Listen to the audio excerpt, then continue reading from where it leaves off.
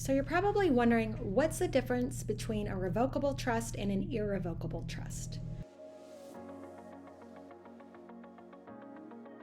So a revocable trust is a legal document in which you express your wishes for what you would want to have happen to your money if you were to pass away. You're identifying where the money would go, who would oversee the money, and then also any restrictions or protections that you would want over the money.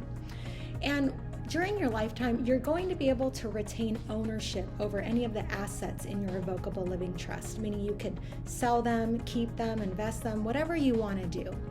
And the best part of a revocable living trust is that it's going to avoid your family having to go through a long and expensive court process known as probate when you pass away in order to inherit from you. And they'll be able to instead get the money very quickly and efficiently without having massive court fees.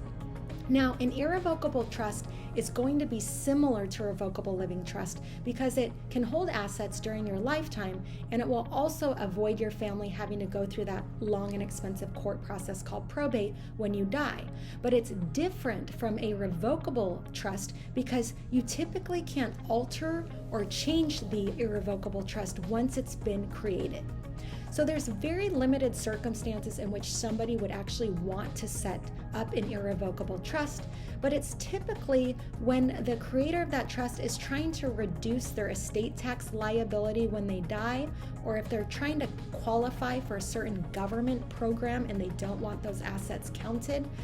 or if they're concerned about their assets being taken from them in a lawsuit. Now, if you're not sure whether you need a revocable living trust or a irrevocable trust, you're really going to want to talk with us so we can get a better understanding of your situation. And then one thing I do want you to keep in mind is that almost everybody needs a revocable living trust in California, but only very few people will need an irrevocable trust, and that's usually done on top of also having a revocable living trust.